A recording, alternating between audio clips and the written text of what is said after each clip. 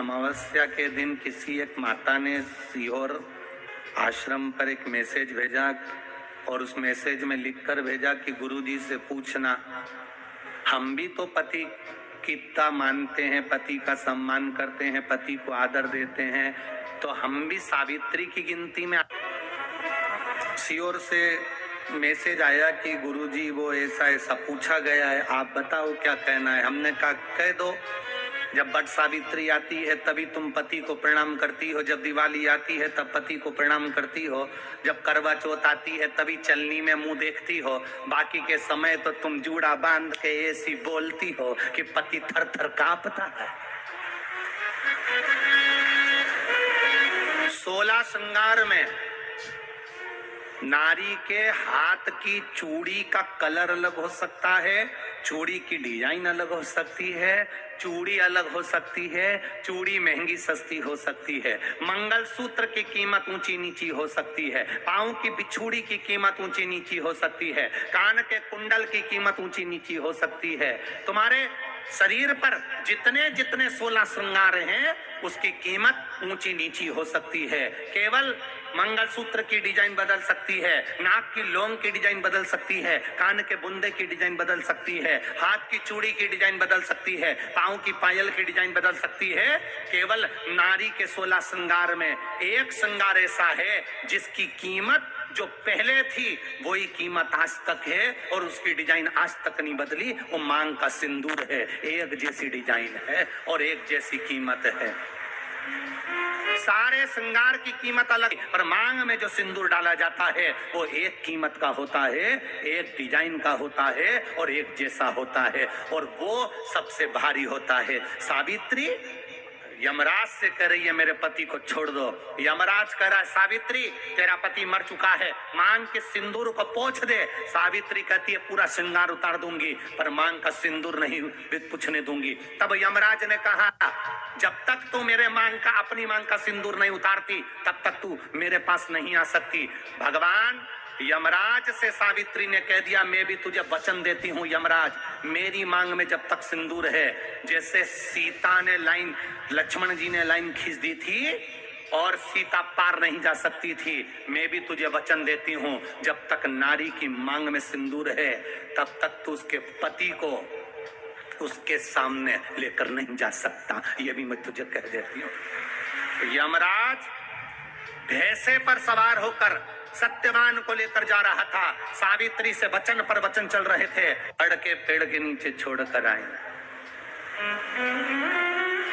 क्या चाहिए तुझको, क्या चाहिए तुझको,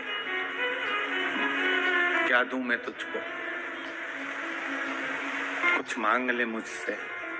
सावित्री कहती है क्या दोगे आप, मेरे पति के प्राण दे दो बस वापिस, और कुछ नहीं चाहिए। जब यमराज यमलोक में प्रवेश करने लगा, मांग के सिंदूर में से थोड़ा सा सिंदूर सावित्री ने केवल हाथ में लेकर अपनी बिंदी पर जो लगाया, सत्यवान को लेकर यमराज अंदर नहीं जा पाया। बाहर खड़े होकर कहता है मांग ले, मैं तुझे एक वचन नहीं, तू बोले तो मैं 2 वचन दे देता हूँ, तू बोले तो मैं 3 वचन दे देता हूँ, तू मांग क्या चाहिए। तब सावित्री ने कहा देना चाहते हो? हाँ।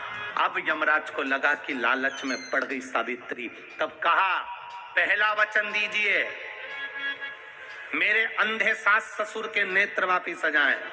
यमराज ने कहा तथास्तु। दूसरा वचन दीजिए, मेरे सास ससुर अपने पोता पोती का मुख देखें। यमराज ने कह दिया तथास्तु।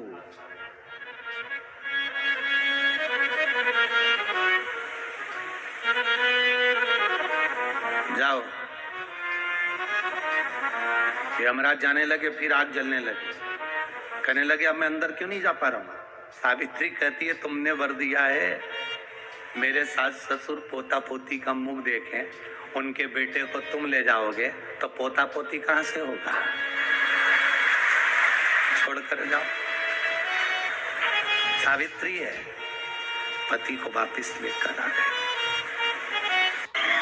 कर्जा मुक्ति के लिए सारे वृक्षों में अगर कोई श्रेष्ठ वृक्ष माना गया है तो वो बट का वृक्ष माना गया। महाराज इसलिए प्रशासनिक कार्य के लिए, मानसिक टेंशन में, परेशानियों में बटकेश्वर महादेव का स्मरण किया जाए।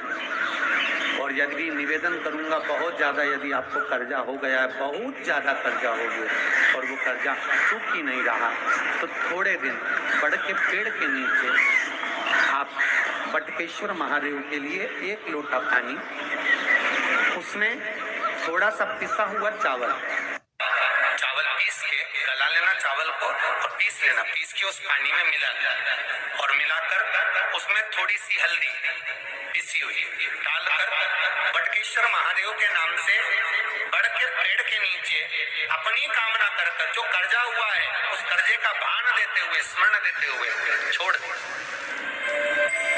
महाराज 2 या 3 सोमवार एक ही जगह पर करना, 3 सोमवार बाद वहीं से बड़ के पेड़ की थोड़ी सी जड़ उठा लाना और उस जड़ को कोई धागे में बांधकर या तो अपने गले में डाल लो या अपनी जेब में पटक लो, उसको थोड़े दिन पटक कर रखना, लगभग 2 से 3 महीना पटक कर रखो। वो जड़ जैसे बड़ का पेड़ विस्तार होता है, पानी गिरे ना गिरे, जल वृष्टि हो ना हो, गर्मी पड़े ना पड़े, उसको कोई फर्क नहीं पड़ता, बड़ का वृक्ष आप रूप फैलता जाता, उसकी जड़ें अपने आप प्रबल होती है। उसी तरह ये बटकेश्वर महादेव कहीं से भी अगर